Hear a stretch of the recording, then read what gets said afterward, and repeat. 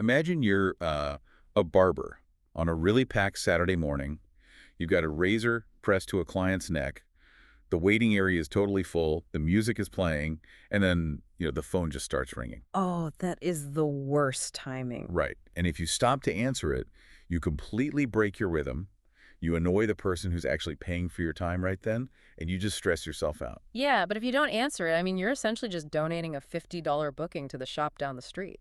Exactly. So today, for everyone listening, our mission for this deep dive is to look at the exact piece of technology designed to solve that specific, highly stressful moment.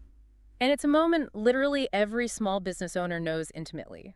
We're pulling from some really practical blueprints and field notes today from Alejandro Franco. Yeah, the guy who runs the blinds business, right? That's him.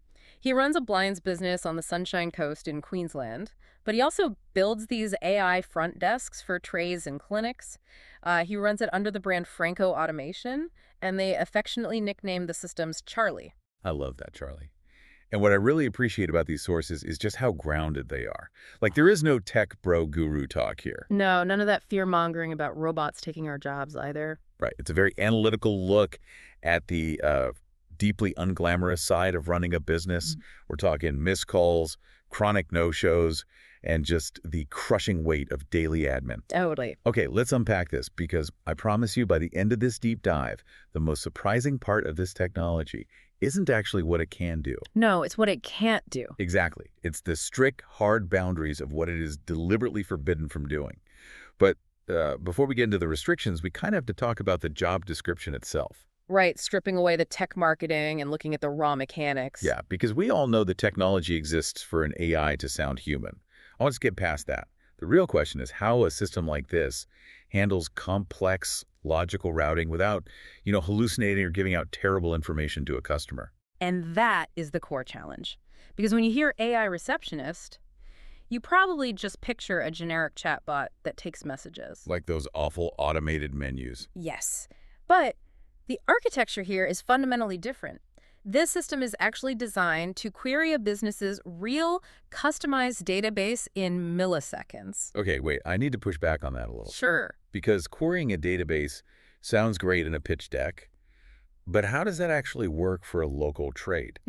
If I call an electrician at like 9 o'clock at night and ask about a call-out fee to my specific suburb, is it just reading a generic script and hoping for the best? Not at all. It's dynamically checking the specific rules set by the owner. Think of it less like a script and more like a live search engine that only knows about that one specific business. Oh, interesting. So if you ask about a PowerPoint install in a certain suburb, the AI cross-references the approved service list, checks the distance or zone rules the owner programmed, and delivers a customized answer instantly. And it does all this while answering the phone in the real business name, right? Yeah. Sounding completely natural. Yeah. Exactly. What's fascinating here is the underlying philosophy for this setup. The motto is basically, I build it, you own it. Meaning the business owner isn't just renting space on some massive tech platform. Right. The owner doesn't even have to change their existing phone number. They don't have to learn a new dashboard. The AI is molded around the tech they already use. It gets tested against real-world aggressive scenarios, and then it just runs quietly in the background. Let's talk about the booking mechanism, though, because answering questions is one thing, but actually putting a commitment on a calendar? That's where things usually break down. Right. How does it avoid double booking? Because, I have human assistants who still manage to double book me. Well, the mechanism relies on latency-free API calls. When the caller says, hey, I want a Tuesday afternoon slot, the AI isn't just taking a wild guess based on a static schedule. It's checking live. In a fraction of a second. It pings the live calendar, whether that's specialized dental software or just a standard Google Calendar, reads the available blocks, offers a specific time, and the second the caller agrees, it locks that slot. Wow. Yeah, it's mathematically impossible for it to double book because it reads and writes to the calendar simultaneously. And while it's doing that, it's also acting as a data capture tool, which is super cool. The translation of unstructured data to structured data here is it's brilliant. Oh, it's a game changer. Like, a caller might ramble for 3 minutes about their leaking pipe, their dog is barking in the background, their husband tried to fix it and it made it worse. We've all been on that call. Exactly. But the AI doesn't transcribe all that noise. It pulls the name, the mobile number, the core problem and the urgency level. And then it immediately converts that synthesized information into a 5-second SMS summary. Which goes straight to the business owner. Right to their phone. Picture a tradesperson driving between jobs. They hit a red light, glance at their phone, and instantly see a clean text message. John Smith, leaking pipe in kitchen, high urgency, booked for tomorrow at 10 a.m. So before the caller has even hung up, the owner is fully briefed. Exactly. Which brings us back to those everyday moments we mentioned at the top, the Saturday barbershop rush. Or the busy clinic during the lunch hour when the human staff just physically needs to step away to eat. Or the 9 p.m. emergency electrician call. That's a huge one. Oh, that's my favorite use case from the sources. The owner is asleep. The phone rings. The AI answers, captures the lead, notes the suburb, books the job, and the owner literally wakes up to revenue instead of a missed call notification. It acts as this incredible overflow valve for the human capacity of the business. But see, because it is so hyper-efficient, my immediate fear as an operator would be the rogue element. Ah, the hallucinations. Yeah. We've all heard those stories of AI chatbots making up refund policies or promising discounts that absolutely do not exist. Yeah. I would be terrified of this thing acting like some overeager intern trying to impress a customer by making promises we can't keep. And that is exactly why the most crucial part of this technology is its limitations. The real selling point for these owners isn't the expansive potential, it's the strict, deliberate guardrails. I picture it kind of like a bowling alley with the bumpers permanently up. That's a perfect way to visualize it. Like the AI can roll the ball, it can have a fluid conversation, but the system prompts act as physical bumpers that absolutely prevent the conversation from ever going into the gutter of making a binding promise. Yes, and the most rigid bumper in the system is the rule against firm, quotes, sight unseen. The AI is programmed to only ever provide honest, owner-approved ranges. So it might say, our call-out fee is usually between $80 and $150 depending on the time of day. Exactly. But a final, guaranteed price always requires a human. If you're running a blinds business, you physically cannot give a binding quote without measuring the windows yourself. Or a dental clinic. You can't quote a procedure without looking at the teeth. Right. Firing off exact, binding prices to strangers over the phone is just a massive liability. It turns your assistant into a legal nightmare. So the system recognizes when a caller is pushing for a firm number, and it politely holds that boundary. It pivots back to booking the inspection. Exactly. It gets the human professional in the room. Another one of these hard bumpers is the total ban on medical or professional advice. In health clinics, the system is strictly fenced into logistics and scheduling. The second a patient asks a clinical question, the AI shuts the medical talk down and routes it to a clinician. And there's also a brilliant failsafe regarding dropped calls. Oh, the invisible third option. I wanted to talk about this. Yeah, so if a caller has a terrible cell connection or the logic loop gets confused, the AI does not silently fail. It explicitly tells the customer, I'm having trouble hearing you, please call us back. Which removes that invisible third option. And for anyone listening who doesn't know, that third option is that terrifying scenario where a customer thinks they booked a job, they get some generic confirmation, but the business owner never actually gets the memo. The customer's just waiting for a plumber who is never going to show up. Exactly. By actively rejecting a bad connection and forcing a callback, you protect the reputation of the business. It's completely fail-safe by design. But here's where it gets really interesting, I think. Let's talk about the honesty policy. According to these blueprints, the system is programmed to never pretend to be human. That's right. If a caller gets suspicious and asks, am I talking to a robot? The AI cheerfully admits exactly what it is and then just pivots back to booking the job. I kind of have to challenge this. Go for it. Isn't the entire goal of AI development right now to pass the Turing test? I mean, if I am a premium old-school business, I want my customers to think they're getting white-glove human service. Doesn't confessing to being a bot make the business look cheap? It's a fair question, but it raises a deeper point about consumer psychology. Think about why people are dialing a local business in the first place. You aren't calling an emergency plumber to make a new friend. True. You're calling because there's water pouring through your ceiling. Exactly. You want a solution. Most customers fundamentally do not care if they are speaking to a silicon chip or a human being, as long as their emergency is addressed instantly and accurately. So the speed of the solution outweighs the desire for human connection in that context. 100%. And beyond that, trying to aggressively trick a caller into believing they are speaking to, like, Susan at the front desk is just a fragile strategy. Because the moment it pauses slightly too long, Or mispronounces a local street name, the illusion totally breaks. And when a customer realizes they've been duped, that trust is broken before you've even met them. that makes a lot of sense. Honesty is the only sustainable policy. It admits it's an automated assistant, captures the details, and gets the job done.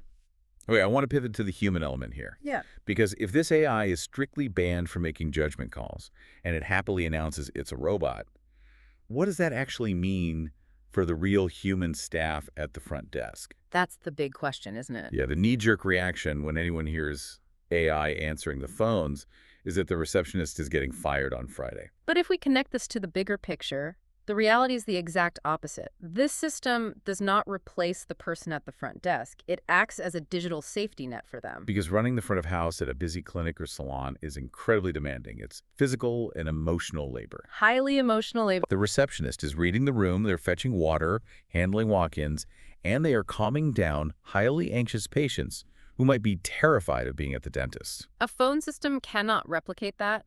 But the problem is, while that receptionist is doing that vital, nuanced human work, they physically cannot answer the second phone line that's ringing at the same time. Right, so the AI catches what the human physically cannot catch. It handles the digital capture so the human can handle the physical reality. Exactly. The human staff actually become more valuable than ever. They get freed from the robotic task of data entry and can focus on complex problem solving. Which you see really clearly in how the AI handles escalation protocols. Explain the escalation, because how does a piece of software know when to just get out of the way? It uses sentiment analysis. If a caller rings up and they are screaming about an emergency, or they have a super complicated job that doesn't fit standard parameters, or they're just calling to aggressively complain. The AI doesn't try to play hero. Exactly. It doesn't attempt to negotiate or soothe an angry customer. It recognizes the anger or the gravity in the prompt, captures the basic identifying details, and immediately routes an urgent alert to the human staff. It essentially filters out the routine noise, like the endless "what time do you open" questions, and hands the deeply human problems to the actual humans. Because the alternative to the system isn't firing your receptionist to save money. The true alternative is the current default for most small businesses: sending a frustrated, highly motivated customer to voicemail. And as the blueprints point out, sending a customer to voicemail is nothing more than donating a job to whichever competitor answers their phone first. That is exactly what happens. Okay, wait. If this AI is handling the overflow that used to require hiring a whole second administrative employee, how on earth does the business model work? The pricing is surprising, yeah. I'm looking at the pricing tiers in these documents, and my immediate thought is, what is the catch? Why is this so cheap? Let's just look at the numbers for a second. There is a one-off setup fee of around $690, which covers the done-for-you build. Right, where Alejandro's team maps the call flows, programs the business rules, integrates the calendar, all of that. Right. But then the monthly subscription for the Lite plan is only $149 a month. That is unbelievably cheap compared to like a $60,000 receptionist salary or a generic call center. Is the business owner the product here? Are they selling the data? No, absolutely not. The data remains strictly with the business owner. The reason the price point seems almost suspiciously low is just due to the economics of API calls and software as a service. How so? Well, when you hire a human, you are paying for their commute, their downtime, lunch breaks, health insurance, all of it. With an AI voice agent, the marginal cost of a 3-minute phone call processed through an API is literally fractions of a cent. Okay, so the heavy lifting is that upfront $690 setup fee. That's the human labor of programming the bumpers on the bowling alley, so to speak. Exactly. The ongoing $149 a month is mostly just server costs and basic maintenance. And that Lite plan handles the core job answering, capturing, and booking. It's built for a quiet, solo operation like a single-chair barber. But as you move up the tiers, you aren't paying for better AI, right? You're paying for more complex integrations. Let's break down those higher tiers because the mechanisms are fascinating. Sure. The standard plan is $199 a month, built for typical salons, mechanics, and clinics. And this tier adds automated SMS appointment reminders. Now, any operator listening will tell you that no-shows are the absolute bane of their existence. Why does an SMS reminder from an AI work better than just a standard calendar email? It comes down to the psychology of accountability. An email is just so easy to ignore. It feels like an automated broadcast. Yeah, it goes straight to the promotions folder in my brain. Right. But an SMS text message that asks a direct question like, "Are you still coming to your 2 p.m. appointment?" Reply yes or no. That creates a conversational obligation. Well, that makes sense. And because the AI is actively reading the replies, if the customer texts back, "No, I'm stuck at work," the system instantly removes them from the calendar and can even text them a link to reschedule. So it reopens that slot for someone else automatically without the human receptionist having to track down the cancellation and manually update the system. Exactly. It's seamless. And then you have the Pro plan at $299 a month, which is geared toward high-volume emergency trades and multi-staff clinics. This one adds priority after-hours routing and dynamic call-out quoting.